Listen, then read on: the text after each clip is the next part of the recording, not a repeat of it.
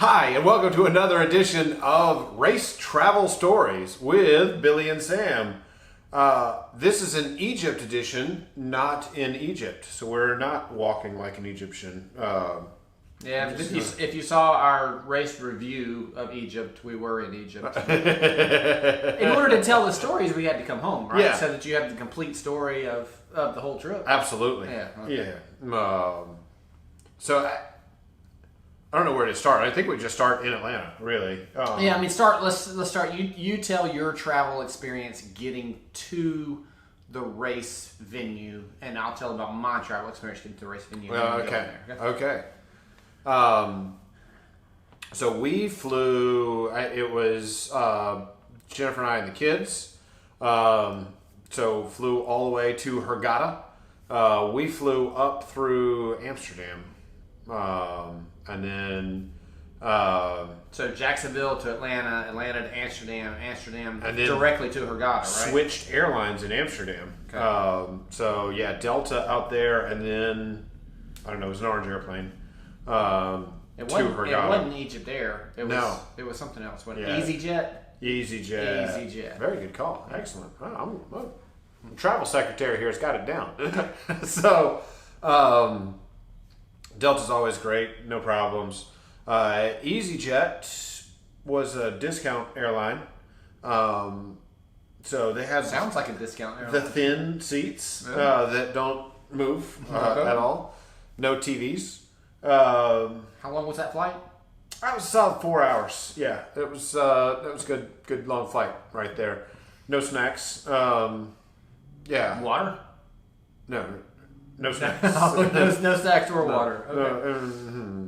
You could buy. Sorry, to be fair, I guess I could have purchased said water, but it was a whole lot cheaper than Delta to Hurghada, which I don't recall how much, but I remember that being expensive and saying, "Fine, I know what this deal is."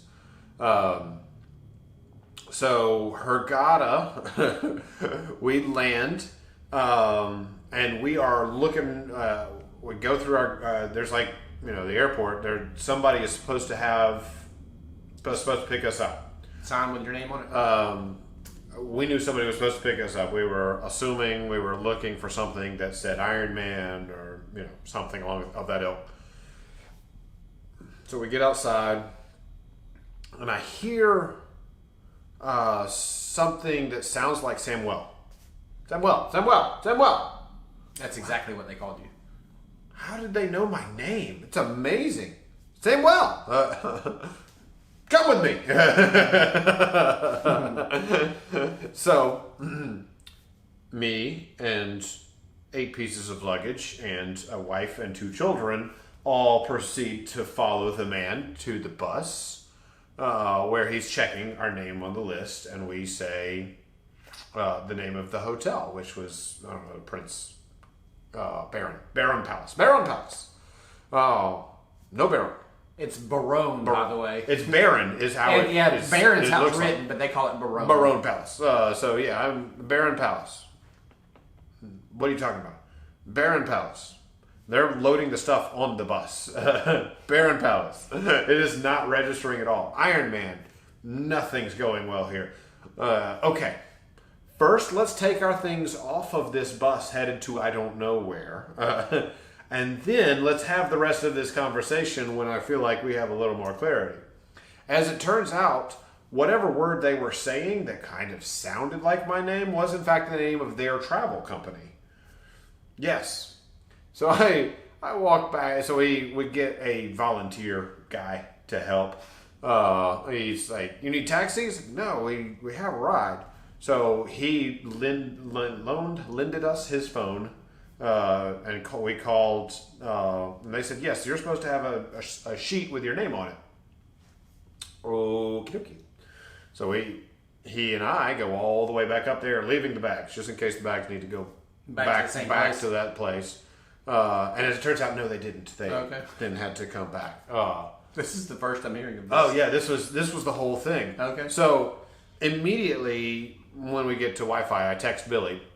They'll have a sheet with your name on it and Ironman, very clear, look for that. So yeah, I saved you like 20 minutes of headache and roundabout.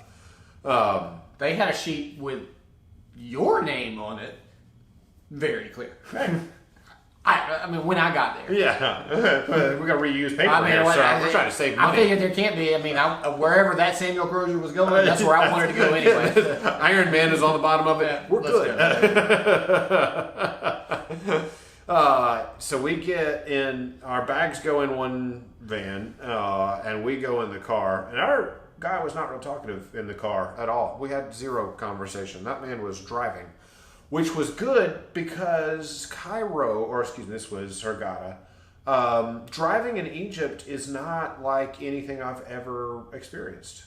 And I guess... I mean, Hurghada wasn't that bad. Hurghada was not bad. The guy was just... makes your own lane. Yeah. It's...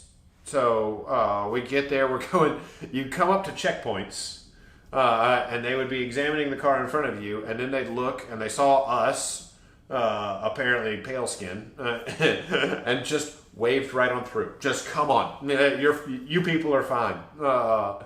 So yeah, we had that experience the whole time. We check into the hotel, and we're going through the metal detector. And it's, of course, going off. Setting off every time we walk through it. And the guards just, yeah. So they weren't worried about us. Yeah, not even a little. It's fun, though. One of the checkpoints, we've got the guys with the AKs standing there, but they didn't have a magazine in their gun. So there were no, I guess they could have had one bullet in there. But then they had a guy behind a, blast-proof thing, and that dude had a MP5, a Heckler & Koch machine gun, and he had bullets in his gun.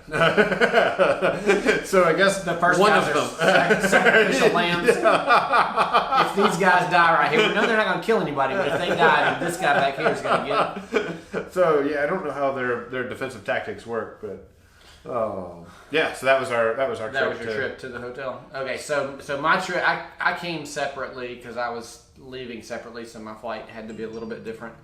I flew from Atlanta to Paris, to Charles de Gaulle, from Charles de Gaulle to Cairo, and then from Cairo to Hurghada. So in my head, I had this on paper, I had this planned out pretty well, yeah. I think. Adjusting, because there's like, a 7-hour time difference. Yeah. It takes forever to get over there, so you're going to be jet lagged. So I had a 4 or 5 hour layover in Paris. So, trip from Atlanta to Paris, no problems. I think I might have even had a road to myself, but it was not a road that I could lay down on. But anyway, it was fine. Got to Paris, had a 4 or 5 hour layover, and we've been to Paris. We've had mixed experiences with getting into the lounges in Paris. One time, the first time that we went, we had everybody with us. They said no, but we never actually got to scan our tickets or anything, did we? We scanned them, yes, and because we had not reached a status high enough yet to be able to get in. Anyway, so the last time that me and you went, right, they let us. Yeah, because you had reached platinum. Is that the deal? Okay. So anyway, hopefully I can get into a lounge, and I could. No big deal. And the lounges in Paris, it's they leave. I'm not a drinker, but they leave the alcohol out. You make your own drinks, and it's top shelf alcohol too. Whatever. It's a free for all, whatever. But anyway, I find me a little corner, and I'm able to doze in the corner. And then so that was a Delta flight, and I booked the entire trip to Cairo, from Atlanta to Cairo, and Cairo back to Atlanta through Delta. But I flew Air France from Paris to Cairo, and that was a fine flight too. No issues. Wasn't crowded. None of these planes were crowded. People weren't going. Yeah, officially they had opened up U.S. travel. They have, as of November something, early November. The foreign countries are allowed to travel into the U.S. with COVID tests. Prior to this, they have not been allowed in without exemptions. So I thought that it was going to be full, and it was not. One interesting story in France. So every time we go to France, you have to go through customs in France, or immigration, whatever, and they stamp your passport. They check the COVID test, whatever.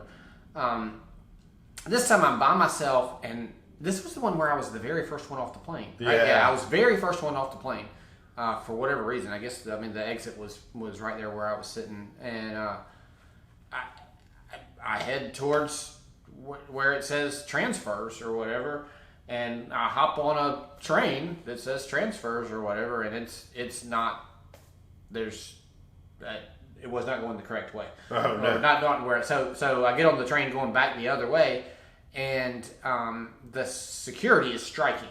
So the TSA or whatever their security is on strike.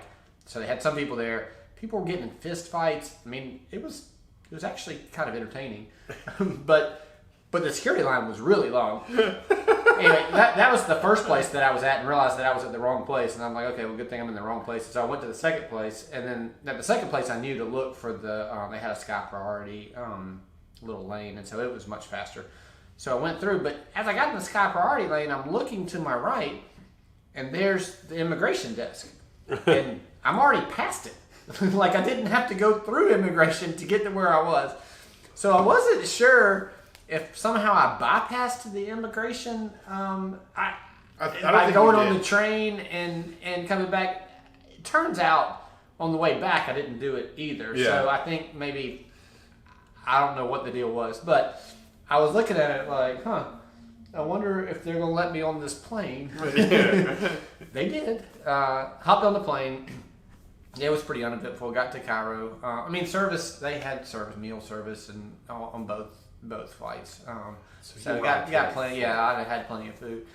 I get to Cairo. So I get to Cairo at it's like 11:30 p.m. their time, and my flight is at like 10 a.m. their time.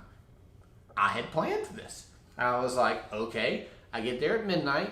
I looked up their lounges. They had a lounge that I could get in that was open 24 hours. Yeah. So I'm good with that. I'll just go find a corner and I can doze for a few hours and I can get on Egyptian time. So the terminals at the Cairo airport are not connected. So I had to get off my Air France plane, collect my baggage, which is normal when you get into a foreign country. You collect your baggage, and then you just go recheck it onto your new plane. Well, I had to go walk to another terminal. I guess I could have taken a taxi, but it wasn't that far, and I had plenty of time. I go walk to the new terminal, and you can't get to the check-in counter without going through security. Mm-hmm. So the way it works in Egypt is you go through security with all of your luggage, and they x-ray everything. Yeah. With Egyptian security. Yeah. So the way that it works with Egyptian security is that you take all of your bags through security, then you get to the check-in counter, then they take whatever bags that you're checking on the plane. And then you go through another security with your carry-on stuff, and then you get to the gate. Yeah. So 2 sets of security, but the first one is you take everything. And I kind of like that in that if there's an issue with your checked baggage, you're going to find out about it right away. We have a story about that. But anyway, so I go to check in my baggage, and he was like, okay, are you on whatever flight? And no, I'm on Egypt Air. And he was like, Egypt Air? He's like, that's domestic, that's over there. And I was like, yeah, but they're not open yet. I just wanted to come through because there's 2 sides, one for international and one for domestic in this one terminal. No, you can't come through international, you have to go through domestic. But I'm like, but sir, they're not open.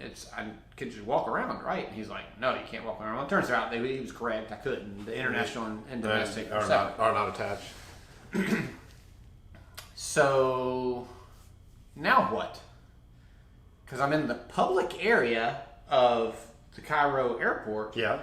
And the domestic side doesn't open up until like 5 a.m. So I got like 4 hours of this. Okay. It gets worse. Egypt wants you to arrive 2 hours before your flight.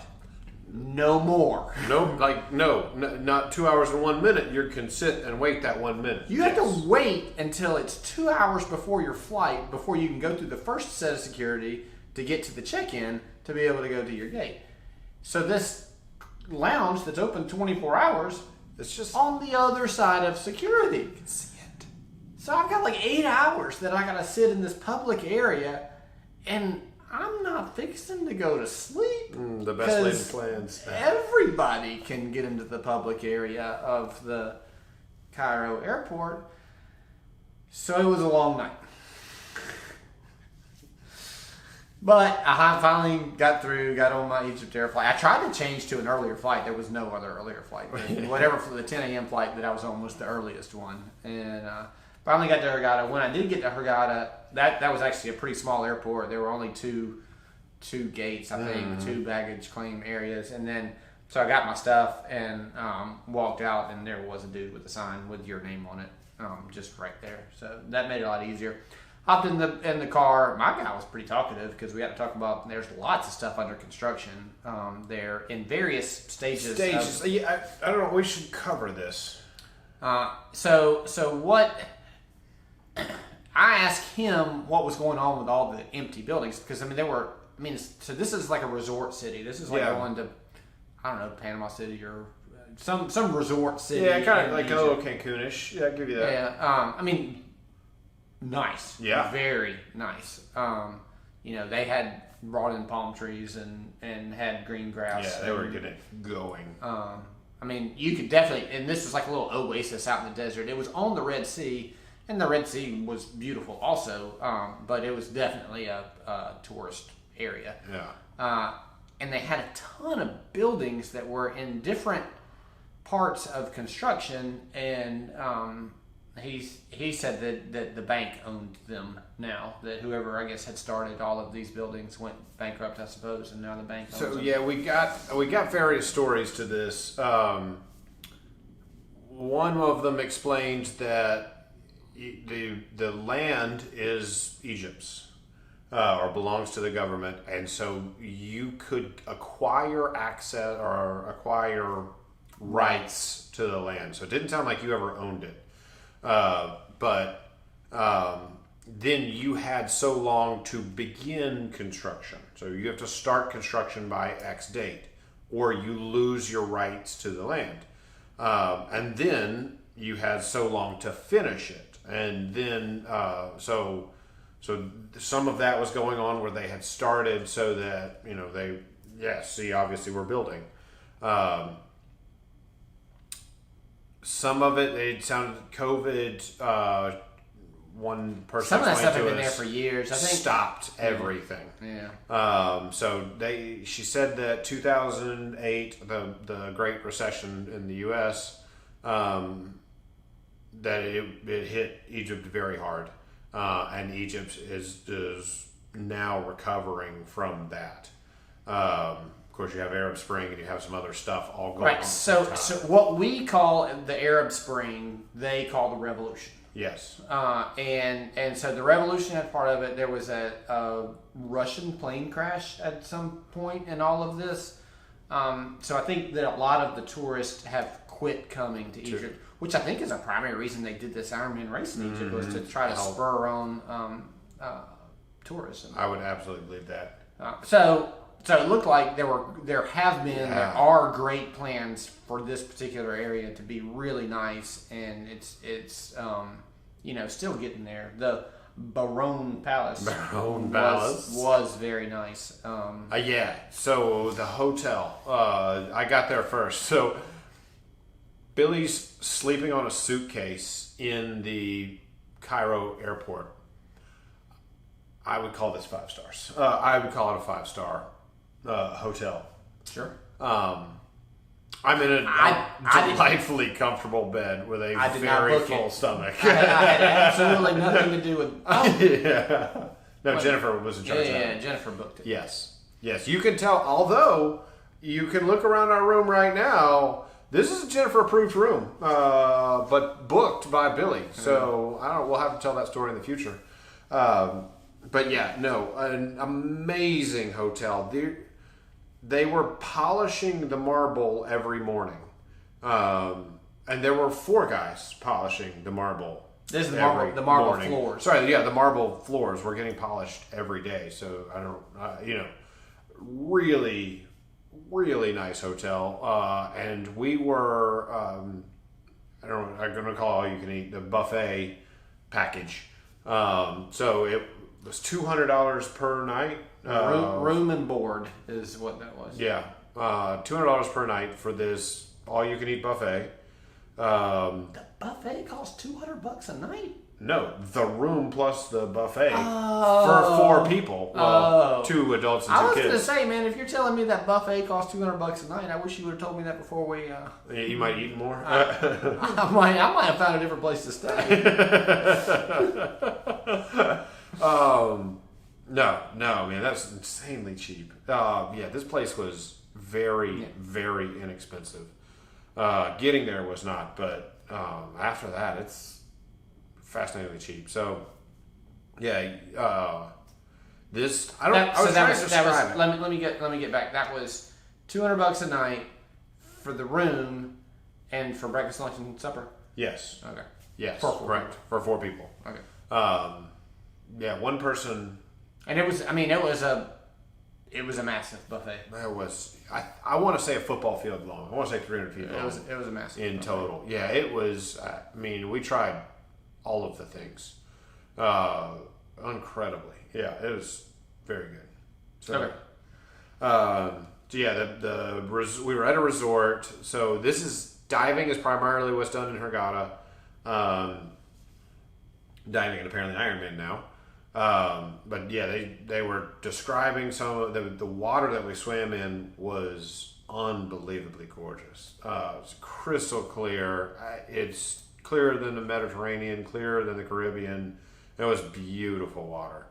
I'm going to say that, and then somebody's going to come and be upset because the storm came through. Yeah, storm came through and turned it up. Yeah. But yeah, for us, it was perfect. Gorgeous. It was wild. Which for us, the reason that we can say it was so clear is because you could see the other swimmers and you could avoid them. From a long way away. Oh yeah, but we could see the bottom, and then you could see you could see the bottom. You could see fish and coral and all that good stuff. Really cool. Yeah. Some fun things. There was a kids pool, so they had the adult pools and then the kids pool. Of course, the kids wanted to go play at the pool with the playground on it, and so the first day, Billy's in Cairo, and so I'm playing with just Connor and Carter. And the second day, Billy's there. So we were playing. What were we playing? Chase or hide and go seek? Hide and go seek. It's a pool with a playscape on top of it. So there's only so much hide and go seek you can play. And the water's 12 inches deep or whatever. Yeah. Enough to where you can kind of, swimish around in it. But you're not swimming, but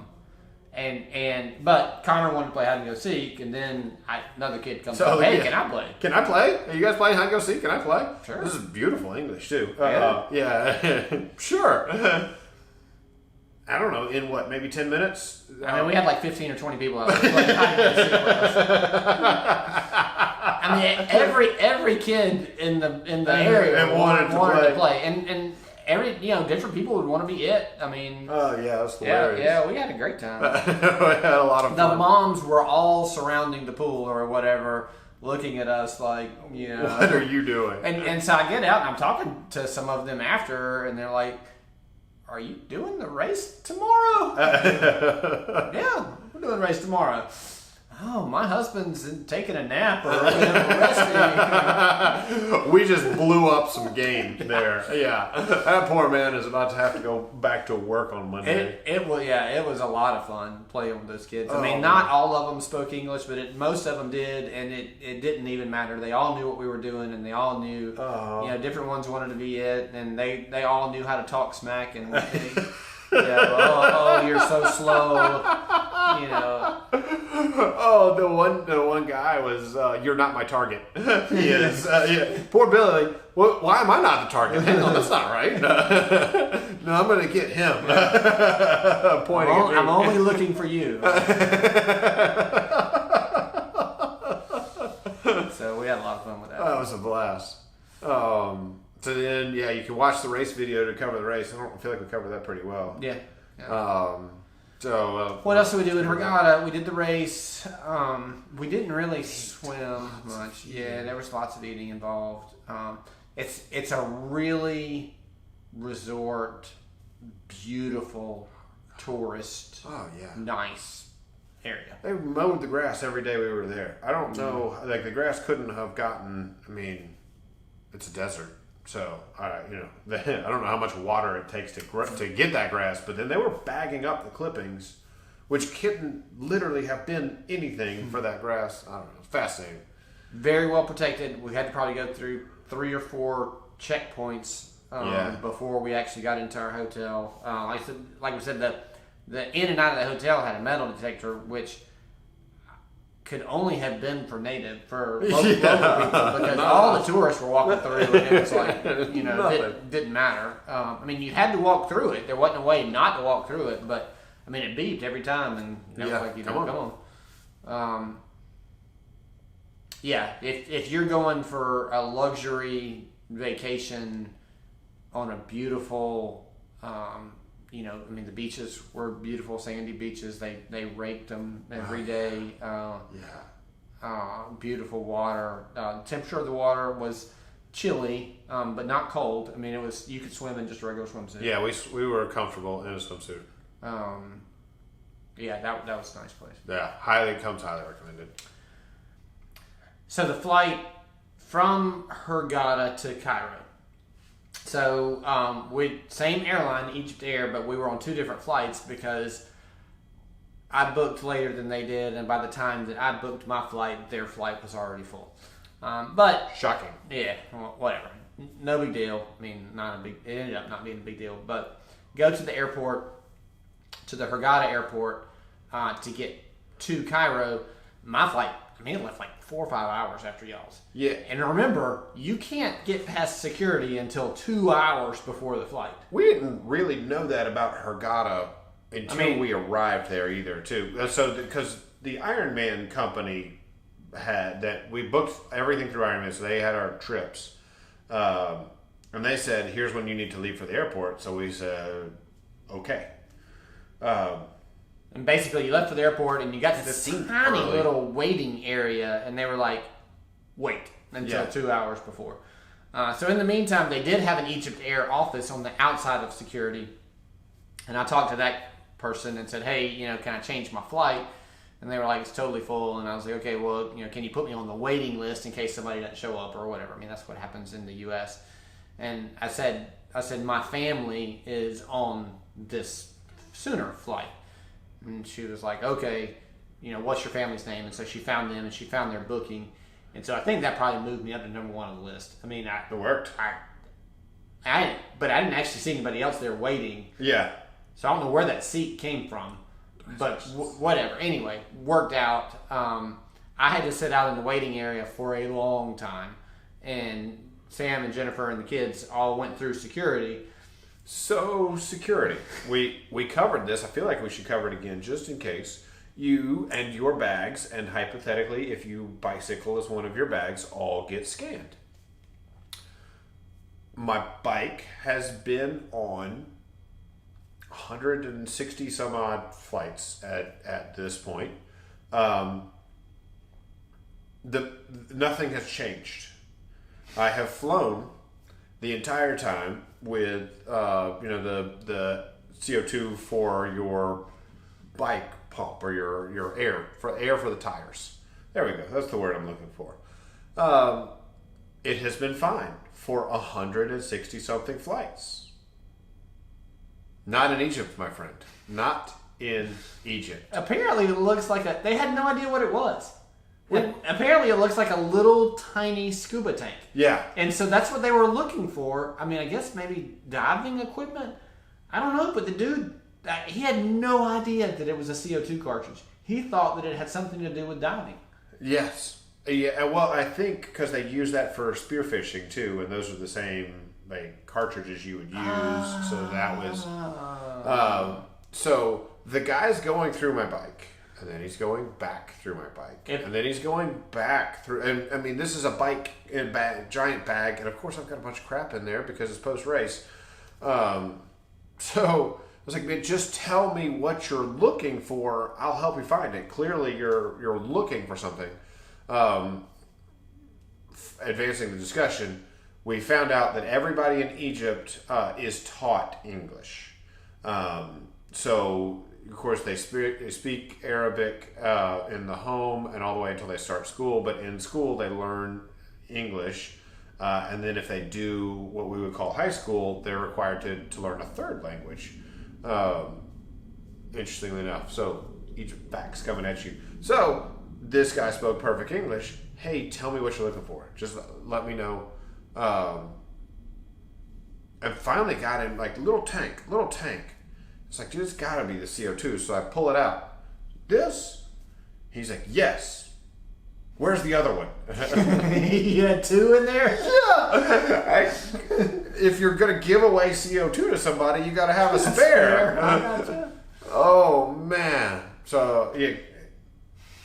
Both those. So then there was another. So meanwhile, another athlete comes through who speaks Arabic, and was having the fight with them. I was like, dude, I'm gonna have this same fight when I leave Cairo, so I'd rather just not. I'm just, it's $4. Let me just give that up.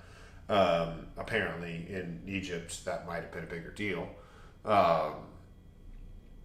So he was fighting. So the other racer was fighting with the guy to keep it, and so I was just tagging along with whatever they did. It's fine. I was already ready to give it up. So if we got to keep it, then great. And finally, the ruling came down that it was a no-go. So I was like, fine, man. I could have saved half an hour. It really was probably 30 or 45 minutes easily, because y'all were still getting searched when I got through security. Yeah. So go ahead and take your CO2 out because you're about to lose it. So I get through. They allow me to go from the little waiting area through security to the next little waiting area. And so I'm sitting there, and the good news is I can see the gate. From where I'm sitting, there's the check-in desk and there's the gate. Another security. And it's all within 25 yards of each other. So I'm just kind of sitting there twiddling my thumbs. Sam and the kids are already through the second security finally, and I go up to the desk because I'm like, can I check in? And the guy was like, no, your flight's not till whenever it was. And I was like, yeah, but I'm on the waiting list. And he said, we'll let you know. How will you let me know? Yeah, there was no PA system. Turns out that the original dude, I think, that I talked to, we'll come find you. We'll come find you. Yeah, and so he did, and he said, okay, you can check in now. And sure enough, they gave me an exit row seat, man. Yeah, I know. That was pretty sweet. Nice stuff. Yeah, man. I did have to pay the same day transfer charge. And she told me that up front. She was like, you're going to have to pay the fee or whatever. And I was like, how much is the fee? Blah, blah, blah, blah. Check it on my phone to see how much ever it is in Egyptian or whatever. $20. Done. No problem. Okay, and? Yeah, no, so the exchange rate right now is what? 16 to 1. 15.75 to $1. So Egyptian pounds, 15.75 Egyptian pounds to $1. So yeah, we'll come back to this, but it's a very favorable exchange rate because we got a whole day's worth of snacks, like bags of chips and bread and cookies for 20 Egyptian pounds. So to kind of give you what you could get for $1.25 from our perspective. That's how much that was in that little bodega. Yeah, I grabbed all kinds of stuff, and I'm expecting whatever, $10. No, 20 Egyptian pounds. Okay, these are my people. So I go through the second security, and I'm going to say in Egypt. I don't know if this applies to all Arabic countries, but the men come first. So there was a men's line and a women's line, and so me and my son are in the men's line, or what I thought was the men's line, but I kept getting cut off.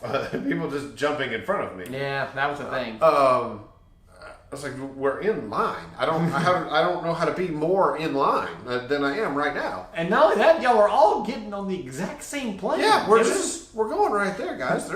We're plenty early. There's no rush. So I think it's a cultural thing. That's how it was at the race too. People just jumped in front, and if you jumped in front of somebody else, they didn't take offense to it. Yeah, it did not. It was just really kind of matter. like first man. So really different to where in the U.S. if you jump somebody in line, you better expect to throw down. We're going to have words or really angry stares, just depending on. Yes, I'm going to think negative thoughts. Target crowd. Did they search you extra hard the second time around? So we're going through security, and I've got my Air Relax. So that's pump, and it was in my backpack. Okay. Pump and boots. Those people had never seen anything like this. What is this?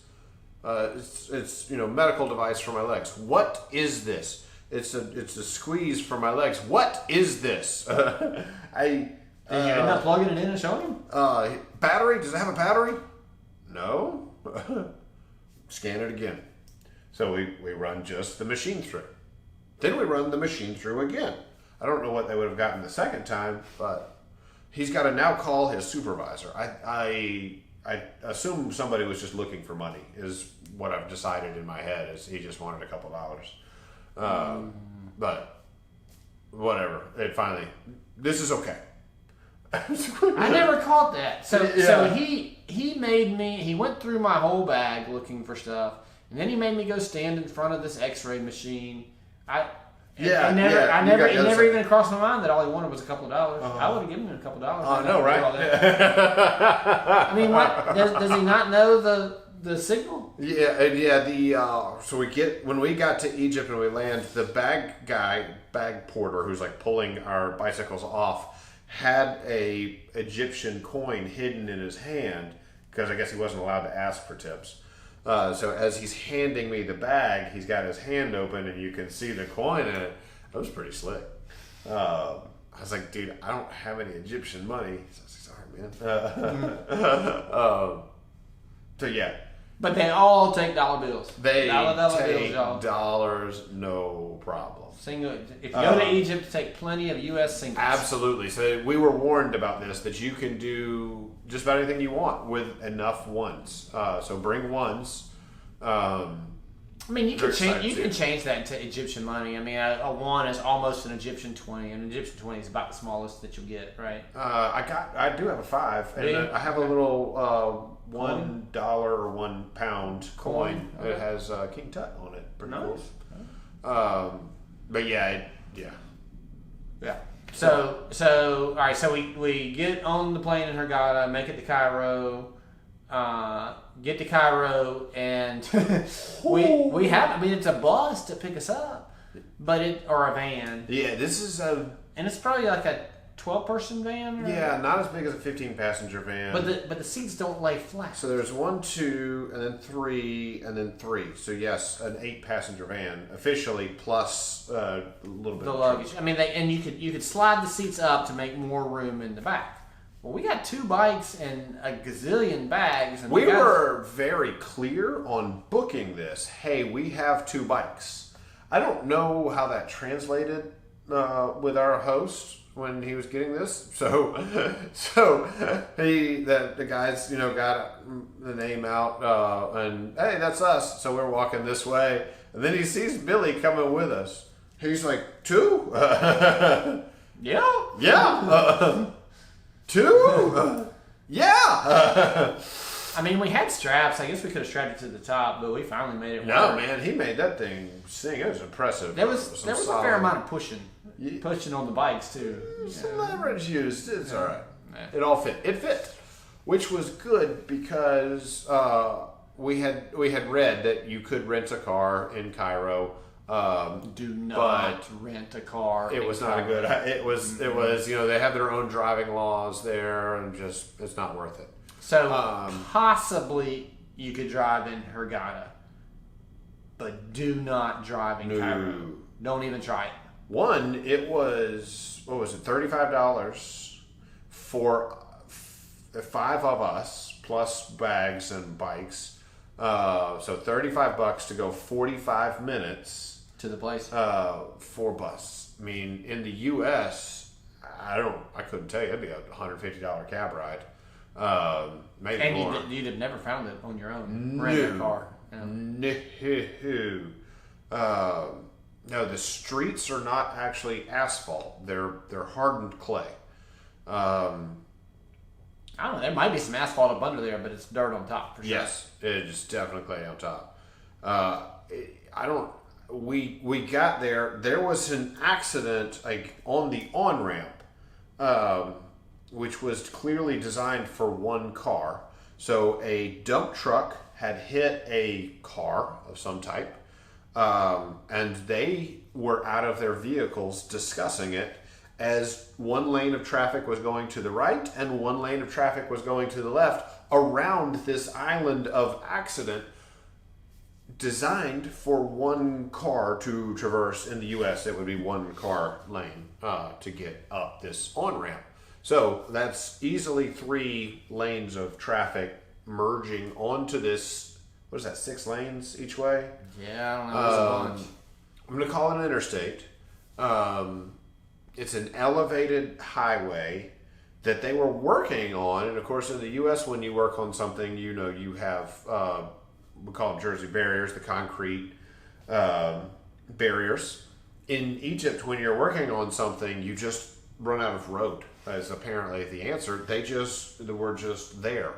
They were making the road bigger is what they were doing, but it was something else. The cars are, millimeters from each other, swerving back and forth. I don't know. Not like you got sick way, but just in a. I think they bump a lot. I don't understand what the rules of the road were.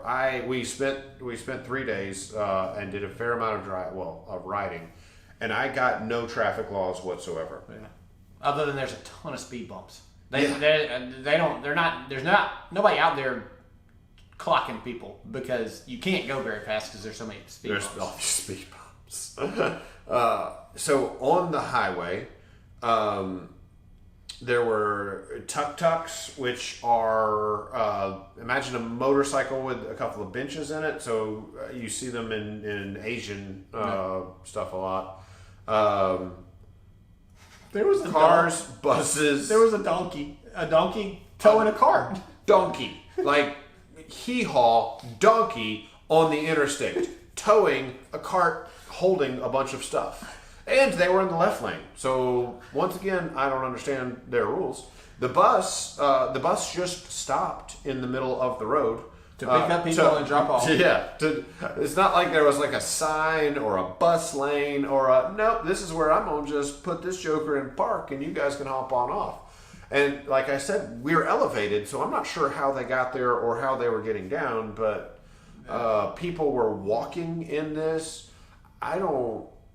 If I've not scared you off of driving in Cairo, then there's nothing that I can say. I highly do not recommend driving yourself in Cairo. But so, do not recommend driving yourself in Cairo. So the van was legit, and we had gotten an Airbnb, and he was amazing. But we're driving up to this place, and we're going into smaller and smaller streets, and I wasn't afraid of getting kidnapped, but this was the place it was going to happen. It was not a nice area. I don't know if you, anywhere in Cairo all is nice of area. Cairo. I don't know. We finally on the way back to the airport, I saw some nice hotels. Okay. But we were staying near the pyramids, so our condo overlooked the pyramids. Yeah. Which Cairo, the pyramids of Giza, so the big pyramids that you typically see, in postcards or whatever. Yeah. That's the pyramids of Giza. Cairo touches that park. Like you can walk from Cairo to KFC pyramids. is across the street from Sphinx. Yeah. Hey, exactly. man, we could eat chicken and watch a man lion. Yeah. So and that area is not nice. No. So they're about to bulldoze it, as it turns out. Yeah. Our Airbnb, we get to the building. And you're kind of like, oh. Yeah. So he takes I'm down there with the bag. He takes everybody on the elevator, and I was like, man, I don't know. I'll just stay here with the bags. We've seen pictures of this. Somebody comes along. I'm security. I'll help you with bags. He helps put some of the bags, and then he goes up the shaft. He's like, well, I might have just seen those bikes for the last time, but at least we won't have to fly back with them. We'd already done the race. Yeah. So it's my turn to get on the elevator. I get on the elevator, and I'm waiting for him to close the interior door to the elevator. There's not one. Nope. You're just standing there, and you see doors sliding by. I mean, if you reached out, you could touch doors sliding by. It didn't look bad. That wasn't the only elevator we were on without a door, though. So I don't. Yeah. Apparently, they didn't have the door. So talking to somebody, because I was asking one of the tour guides or drivers or somebody about building in Cairo, because this road that they're expanding it right next to some buildings, and they tore down like half the building, yes, or a portion of the building, to where you could still see like the wallpaper in the room of the apartment or whatever that was there before. Yeah, like a dollhouse with the cutaway, and they have the different rooms with the different. That's what it looked like. That's what it looked like, and you have this road going right by. And so I asked him. I was like, "Well, do they pay the people for that?" And he was like, "Well, they don't have to, because." He said 80% of all construction in Cairo is unpermitted. Like they didn't get the proper building permit to do it. He said it could be that they just build it without permission at all. He said, or it could be that they got permission for a 4-story building and they built it 14 stories. I don't know how they regulate that, but I'm assuming that when you have an elevator that doesn't have any kind of safety features at all, that it's just an unpermitted construction or whatever. It was just cheaper to do it that way. But I guess they don't enforce the building codes, because otherwise half these buildings wouldn't get built. Yeah, there were so many. We had I was stood out on our balcony, and to our left and right were unfinished floors. So I got it out of the lady tour guide that there's no mortgages. Okay. You just gotta pay cash. You gotta pay cash. And so she said like a 2-bedroom or 3-2 condo is $30,000 US. Okay. And so no mortgage. I guess nobody's willing to take the risk that if the government comes and takes it, it's just gone. Hey, the guy did say that they did pay the people, not necessarily for the land or the building, but they paid them to move, just because it was just easier to pay them something to get them out than it was to argue with them. Yeah. So between where our condo was and the pyramids, which is like 10 blocks, is getting bulldozed, and a new museum, all like tourist friendly areas coming in. And so the tour guide explained that she has a house with an actual yard, but lives in that area. So I was thinking, what, they get eminent domain, do you get paid? And she says they gave me an apartment on the outskirts of the city, in a high rise. That's the deal.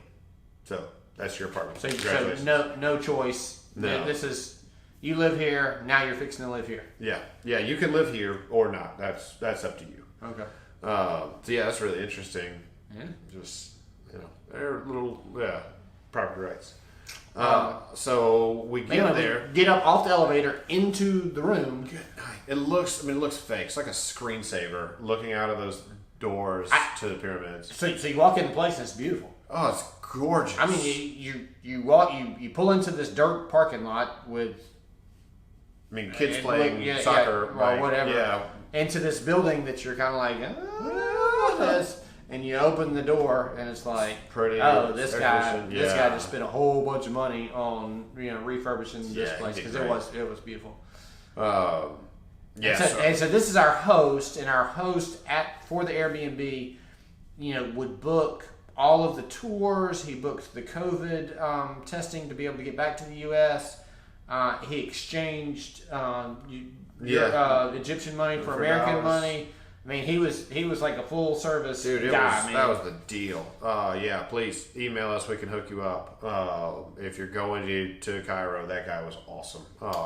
He was legit. So and then you look out the balcony and there's the pyramids. Pyramids. So the video that we shot with the race is from that balcony.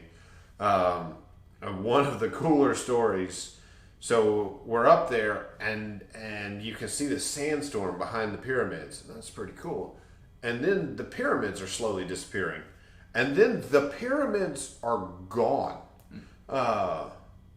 Do we need to worry about that? We're inside. We're good. And then the sandstorm is there. I mean, you just can't see anything.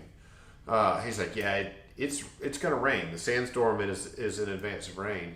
And apparently our first night there was the most rain that Egypt has had in 20 years. Cairo has had in 20 years. That place could use a good scrubbing, as a side note. So there's a story about the rain. I guess so. We get takeout food. There's a light show at the pyramids, which if you want to skip that, you can. Yeah. It's not, if you've ever been to like Stone Mountain and seen like this laser light show and you're expecting some high production thing, it's not that. But we're going to go see this light show. Yeah. And so he was like, oh yeah, we can ride in a tuk-tuk over to the light show.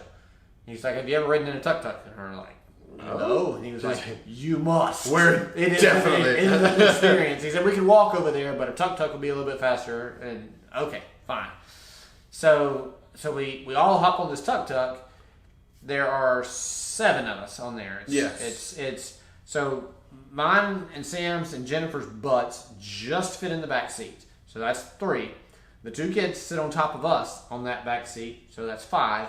The driver on the single seat of the motorcycle in the front is 6. And then the tour guide, there's like a little jump seat to the left and a jump seat to the right. So the tour guide or the Airbnb host hops on there and drives us to the. I don't know what that thing had to be rated for, but there's no way they. So we go up to it was a hotel. It was a friend of his that had this hotel that has like a hotel bar, restaurant, or whatever on top. And so you can sit on top of the hotel. Instead of paying to go in and see the show where the pyramids are, you can just sit on top of the hotel and it's loud enough and the light, you can see the light show from the hotel. So that's what we did. Started sprinkle, and he was like, do you want to get up under the cover? So we get up under this like semi-covered area, and then it starts raining harder, and it starts coming through that covered area, and so we start going back. Well, when it starts raining harder, the employees are all scrambling around, unplugging stuff and cutting the lights off. And I mean, it was kind of a comical, they're like literally going around. So we're like, this is a shower. We have these showers in Georgia many times a year. I mean, it's a shower. It wasn't even a thunderstorm. A week. It wasn't bad at all. And so, but it's raining enough to where, we're not going to see the light show. So let's go hop back on the tuk-tuk. We're back on the tuk-tuk, heading probably down the wrong way of a one-way street. I don't know. We're going all over. These buses start pulling up, and military guys getting out with guns. They had called out the National Guard for this because the rain. Our tour guide had said schools were canceled for the next day. Turns out they closed school for 2 days because of the rain.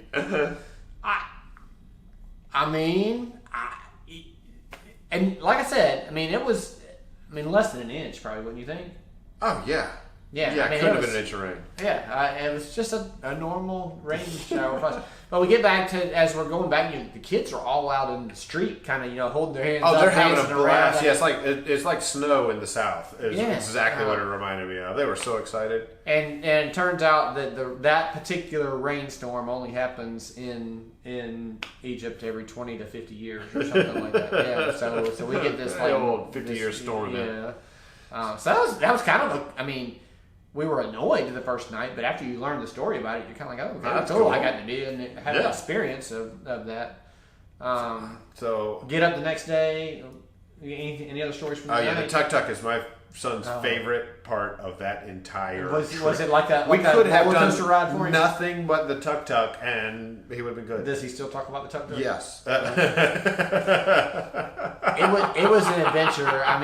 You're just sitting there weaving in, and they follow as few rules as the cars follow. The tuk-tuks absolutely follow less. No rule, whatever. Literally going the wrong way on a one-way street with oncoming traffic, and you just dodge in between them, and the cars just kind of keep going.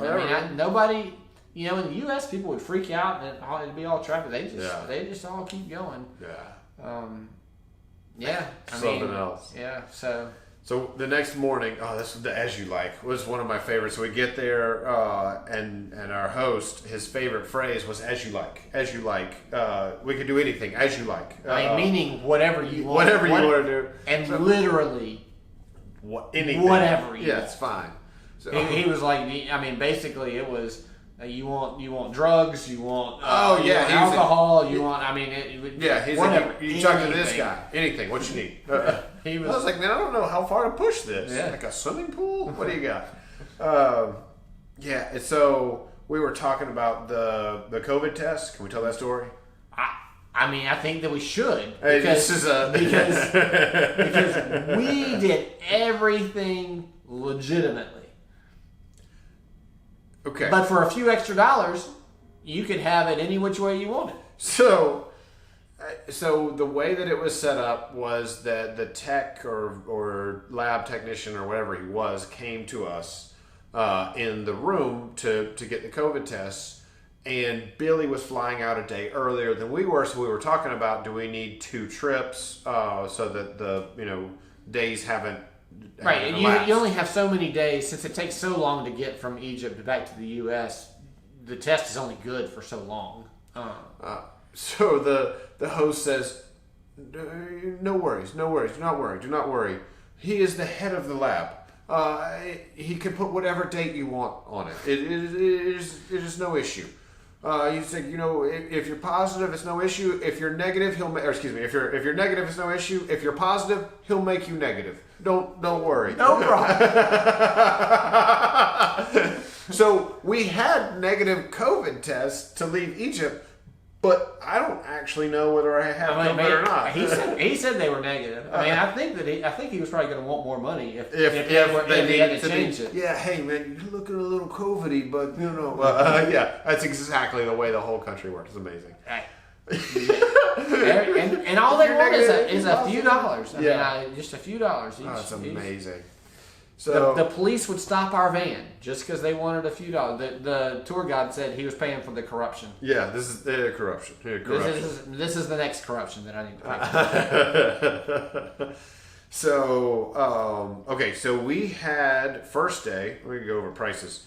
We paid $75 a head for a van and a driver all day, plus a tour guide, plus we had, I don't know how to describe that lunch, so we'll get into it. So it included the meal, it included the entry into the pyramids, all the pyramids, and the the graveyard thing. So we went to both the I don't know what to call that thing because my memory is shot. You talking about where the statue was laying on the great big statue was laying on the ground? Yeah, also that too, but no, I mean where we went inside the pyramid. Oh, that graveyard thing. Yeah. It started with the S. Saratoga, anyway, whatever. Yeah, that Something. place. So, this is famous things to see. It was like 4 different areas of pyramids, plus lunch, plus the tour guide in the van and the travel. Yeah. Okay, so that was $75 per day. $75 a head. Okay. Less for the kids. I don't actually know what we ended up paying. But yeah, so you guys have references. So yeah, that was all day. We got and that was an all day thing. All day. It was dark when we got back. It gets dark in Egypt very early this time of year. Okay. Also, I feel like we should note. So we start. That was where we start, and we get food, get snacks, and then go straight to the pyramids, right? Yeah, I mean they weren't far, but that was the snacks that you said you got for $1. Yeah. You got the snacks for the day for $1. Go to the pyramids. That was the big pyramids of Giza. We rode camels there. We did. The camels were extra. But he negotiated the price with the camels. I think what he negotiated was a commission for himself. Oh yeah, I definitely know the whole country runs on graft. So I am certain our Airbnb host was getting some sort of back of the $75 we paid. He got some of it. There's no telling. And whatever hotel we went to and ate the second night and watched the light show, we definitely waited until he got paid from the front desk for us to leave. Yeah, because that's exactly what happened, right? Yeah. Anyway, there's all kinds of money changing hands from all of this, but do the pyramids of Giza, take pictures, learn some history. So our tour guide was majored in archaeology. Yes, and so he knew everything, and he felt like it was his job to educate us on everything Egyptian, which all of it was cool. Some of it got monotonous after a while, but there was a lot of history that, the kids probably did not care at all. But if you let them build their own pyramid, then they're okay. So he's like, man, the kids are going to hate me by the end of this, but I want to go over, kind of the history of the pyramids and the general history of Egypt. So I don't know, what was that? It had to be 20 minutes of him talking. It was not a short spiel. It was fascinating. I was having a blast. The kids had found rocks and they were out stacking up, building their own pyramid. Not a peep out of them the entire time for them to build their own little fort. Some of the cool facts. The largest, the main pyramid, the Great Pyramid of Giza. When you see it now, it has steps, or what looks like steps. There used to be an outer shell, and the outer shell is like 30 feet. Yeah, 11 meters thick, so 33 feet thick for the outer shell. And so what? Let's talk about how the pyramids were built. So where the pyramids of Giza are. There's limestone, and so that's what the pyramids are built out of. I'll try to make this quick. There's 3 grades of limestone. There's the grade 3, which is the crap. That's what the Sphinx is made out of. There's grade 2, which is good stuff, and that's what the bulk of the pyramids are made out of. And then there's grade 1, which is the best. I might have this wrong. You got it right. You're good. Okay. You're good. And the best is what they put on the outside of the pyramid. And so the outsides of the pyramid would have been perfectly smooth, with this grade 1 11 meter thick skin, and it was stolen. It is 100% gone. Yeah. Not from age, but from theft. And they say that it's theft. I gotta think that it was some other pharaoh or some other king that wanted to build something else, and they could build it out of that. The Sphinx was built with that grade 3 because they didn't want it to look like a trash pile, so they made the Sphinx out of it. Yeah. The only reason the Sphinx has survived, because it's grade 3, it's meant to deteriorate. Yeah. They felt like it would last 100 years, and it lasted 3,000 because it was buried in sand. Yeah. And now that it's unburied in sand, it's starting to fall apart, and that's why it's falling apart, because it was designed to fall apart. The whole time. It was not meant. It was it's literally putting lipstick on a pig, which is incredibly cool. We rode camels. That was got pictures taken. Those guys, it was young guys. They were having a blast. They took pictures. That was $30, 30 US dollars a head was by the time he finished the conversion, and worth every penny. We had a blast. Yeah, so our guide negotiated that $30, and he was like, I want to make sure you don't get taken advantage of. He's like, some people will say ride camel $1, ride camel $1. They take you out into the desert and say, okay, get back $100. Yeah, I don't know that's how it would have gone, but I mean, whatever. It worked out fine. The kids taking the picture wanted tips. The camel guy got his money. Yeah, anticipate everybody giving everybody money. And you can give it to them in American or Egyptian. They'll take whatever you got. They'll be happy. Daughter had a blast on the camels. That was absolutely her favorite part. Our riding height of the camel was higher than the horse's head. That was those insanely things big. And when so they lay on the ground, like bellies on the ground, and you can kind of step up on them. Yep. It's not hard to get up on them. But then they stand up, and when they stand up, you have to lean. And I mean, you're almost at 180 degrees because they lift up their back first, and you go almost all the way over, and you're kind of holding on like, I don't want to fall off. Yeah. And then they bring up the back go up to the knees, top to the knees, back on the legs, top on the legs. Yeah, and then you're up. And it's way up there. We're getting off and we're done, and I'm like, dude, that thing is big. He's like, oh no, Egyptian camels, very small camels. Arabian camels, those are big camels. Was there something bigger out there than this? But yeah, it's wild. Like the foot wasn't, think like a horse hoof and how hard that is. This was very soft. So watching it, I didn't touch the foot. They're very rough feeling. Like not like a smooth horse. It was a very coarse hair. So yeah, that was cool. So then you could go inside of the Great Pyramid or any of those pyramids. He said, our guide said,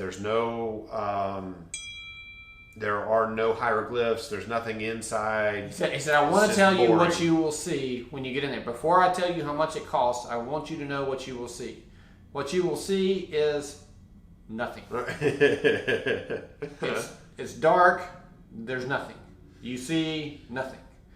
And then he's like, and it cost how much ever it was. I don't even remember how much it was. Yeah, it was not cheap. I think it was more than camels. Yeah, whatever like it was. $20, $30 or something in US dollars. He's like, I will take you to a pyramid where you can see hieroglyphs, everything. Inside, yeah. Yeah, this one you cannot see anything. I'm like, okay, well, fine. We don't have to go in there. So, yeah, we had heard we had heard a similar story from looking stuff up online. So, no reason, apparently no reason to go in the Pyramid of Giza, the Great Pyramid. No, other than the story. Other than say that you were there.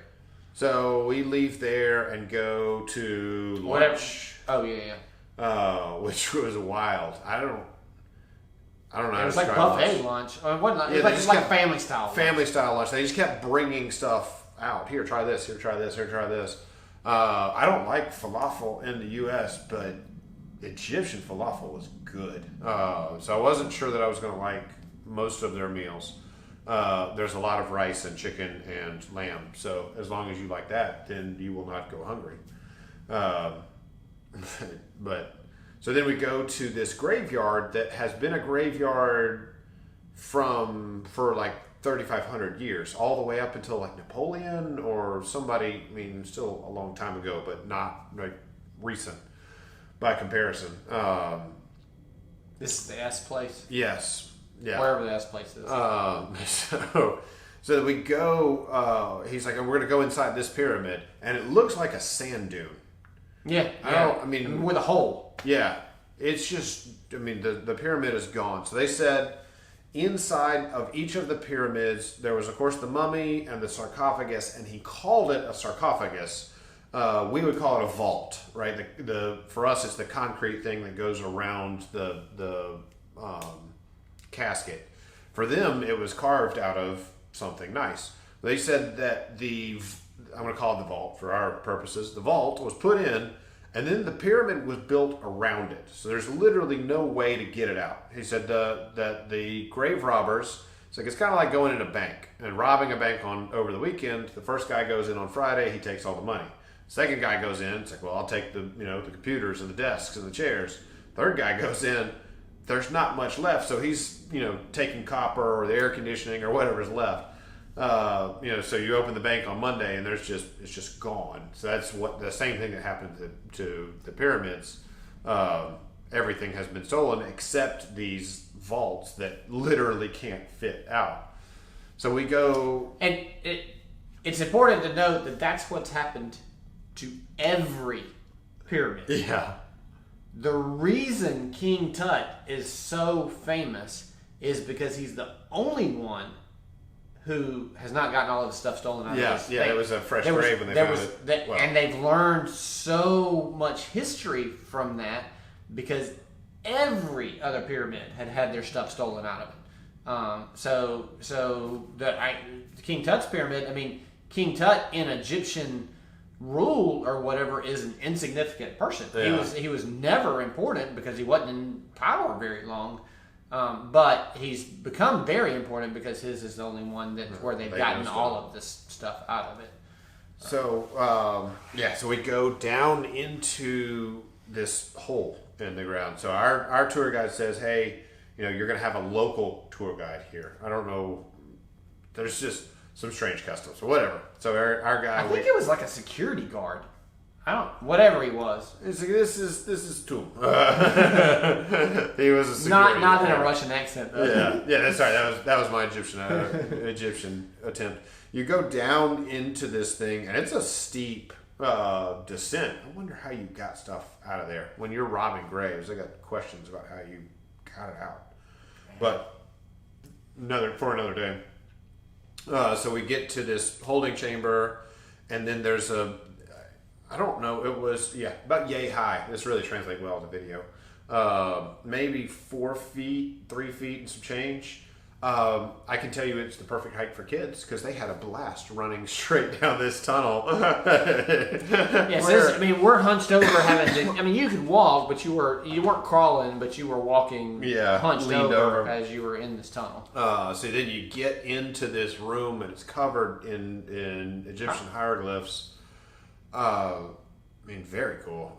Looks like Indiana Jones. So that was, I got to use my I hate snakes when I got to the bottom of that. Nobody really appreciated that quote, but I was at the back, man.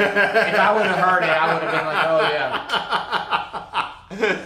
So we go into the vault room or the sarcophagus room, and the guide says, "Hey, put the kids put it up on the sarcophagus." I was like, for a photo. For a photo. So I hand him $1. "Thank you very much." Put him in the sarcophagus. I hand the guy another $1. The kids crawled around in a 3,500-year-old Egyptian tomb. You can do anything for $1. I'm fairly certain for another $1 I could have gotten in there and got my picture mummified. Oh, he would have absolutely let you. Absolutely. For another $1 he would have helped you up there. Just here. I got you, bro. So you bring $. Yeah, so we got pictures of the kids inside the sarcophagus. That. One of the people that we talked to about going to Egypt, she was like, "Yeah, I think for enough $, I could have slept with King Tut." I'm fairly certain that's accurate. She's absolutely right. That's wild. Then we went to was it Imhotep? Was that actually who it was? Or I'm just going to be making things up. A person of great importance to the pharaohs. Not a pharaoh's tomb. This one with the paintings. Yeah. So this dude, he didn't have a pyramid. His was above ground, so we could walk around it. Right, and you're in a museum, and they show you some a wall segment with hieroglyphs on it, and you're 6 feet away. Plus, there's glass and lasers and whatnot. That's not the Egyptian experience. No, it's hands on, man. You can touch that stuff. Touch it. Including, we walk into this one room and there's still paint on it. So I was like, is this touch up? This is what this would have looked like. We're going to do this. No, that's 4,000-year-old paint, sir. I am so sorry. Really, I apologize. I was sitting there going, I wonder if I could scrape some of this off and send it to Sherwin-Williams because this stuff's lasted 4,000 years. They need some help. This is good stuff. Oh man. I mean, it's incredible. So I don't know how to describe. You were allowed to touch everything. That's crazy. I don't understand that. That was very cool. You would cool. never have that experience in the U.S. or Europe. No. You couldn't even consider it. So totally cool. And it's not like we were paying extra to be able to touch this stuff. I mean, this was that's just how it is. Oh yeah. So the kids are running around there were no stones to stack in this particular tomb. So he's trying to explain what's going on, and they're just having a blast running around some, Egyptian vizier's tomb. So hopefully we didn't come back with any sort of curses.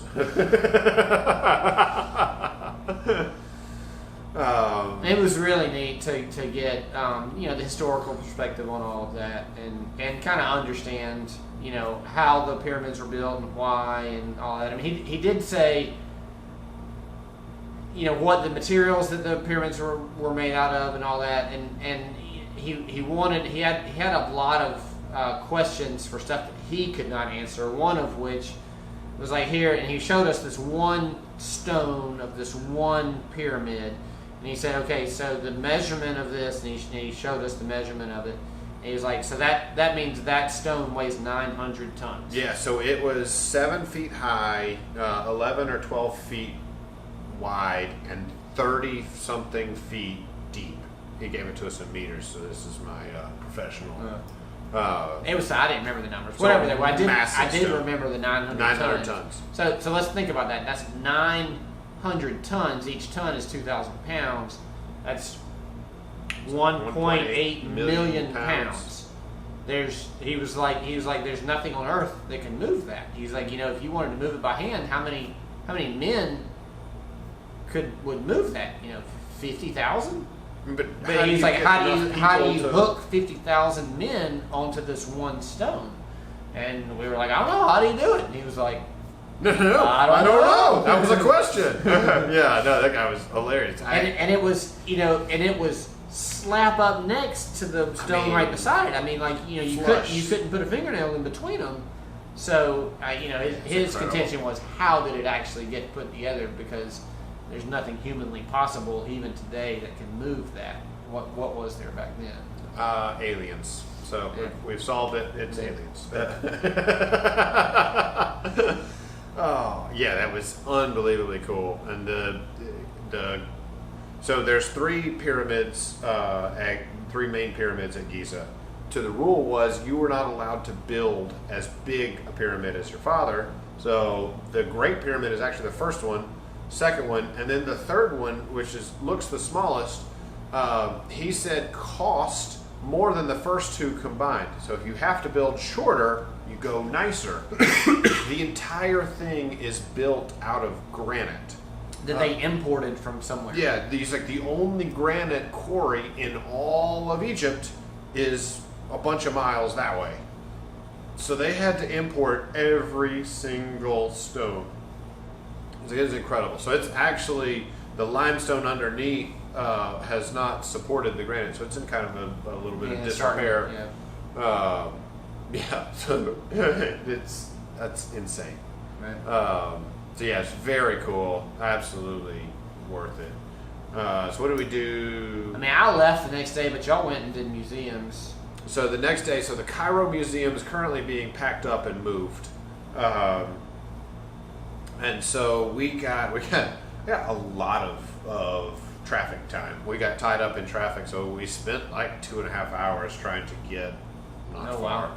Wow. But it gave a lot of times. We had a girl that time, and she was a lot better with the kind of social stuff that we wanted to know.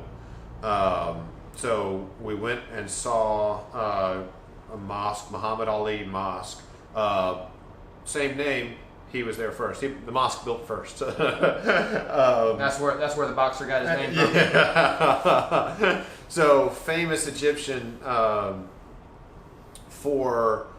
he united Egypt is the way that it is said. She said he wants to rule Egypt, and there's 350 other people that have some sort of claim or ruling or whatever. So he says, you know what, why don't we all get together in a room and we'll work this out.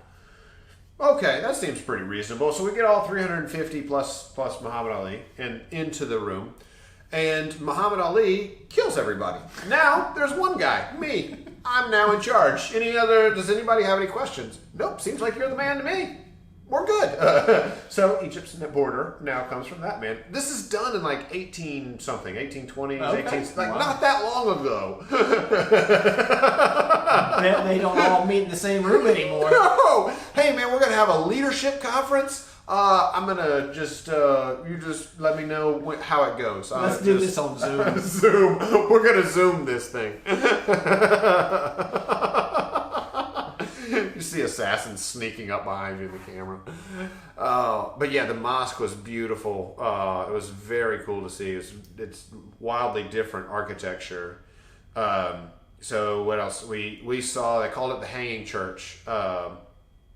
So it is inside what's called the Citadel, which was built by Saladin. And Saladin is famous. I know him from, or you guys will know him from, kicking the Crusaders out of Jerusalem. So she said before he got famous for that, he is the savior of Egypt from the Crusaders who were invading. So, I was thinking. So is he a mercenary, or is he just... He's an anti-crusader. Hey man, I guess he saved the Muslims from the invading Christian knights. So, Okay. No, I don't really know where to go with that. It's an interesting piece of history. But this church is on the traditional site that Moses was found.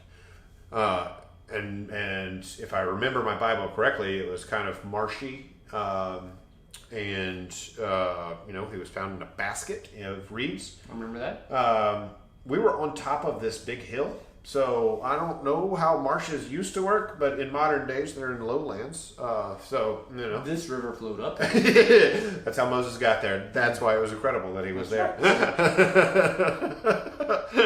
So I'm sure there's more to the story. But so we're going to see this church, and it's inside the Citadel, and it's on top of a hill. So all of the cars are required to stop at the bottom of the hill. It's been a long day, and our tour guide says, it's been a long day. It's a 15-minute walk up. You sure you want to see it? It's like, yeah, come on, let's go see the church. It's fine. The kids will walk. It'll get some energy out. So the next thing I know, we've pulled up to the gate, and I'm getting ready to get out. And our tour guidess, our tour guide is handing money to the security guard. There's old people in the van. Security guard looks, it's me and my wife and 2 little children. Yep, sure are. Thanks so much. Let them on up. There's precisely one van and, I don't know, 3,000 people all walking up. And we're in the middle just going up this thing. Did you tip her at the end? I did tip her at the end.